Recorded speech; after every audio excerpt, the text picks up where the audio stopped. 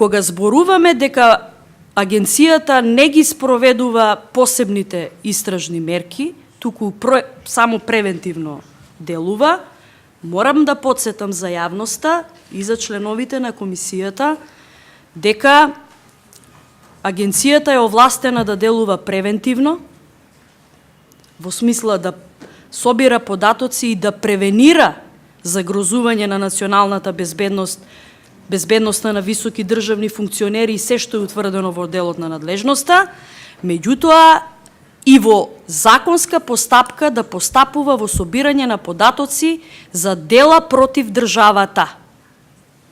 За дела против државата. И секако, во трето ниво, во спроведување на овие мерки, доколку се дојде до сознание за сторено кривично дело, тогаш агенцијата веднаш мора да го извести надлежен јавен обвинител и во тој случај постапката се префрла во Министерството за внатрешни работи, односно во полицијата, а не во агенцијата. Пак ќе укажам, гаранциите за спречување на злоупотреба на оваа мерка е наредбата со ценење на основаноста и на аргументите зошто се бара.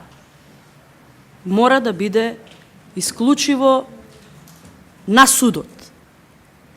И судот да прави, секако и собраниската контрола, да прави надзор над законитоста која што произлегува од постапката за користење на лице со прикриен идентитет, да не ни се случуваат од медиуми или од судски постапки да дознаваме дека лица на XY основ, што не е законски, носеле оружје, користеле ресурси на Управата за безбедност и контраразузнавање, правеле се и се што, примале неовластени нарачки од лица да извршуваат кривични дела во име на некаква надлежност.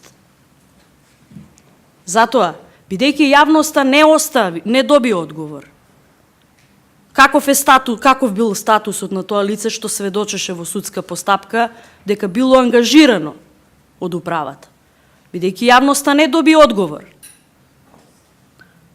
кои други лица биле вклучени во таа параполициска група која што користела ресурси од управата? Кој им ги давал задачите? Кој им ги задолжувал ресурсите?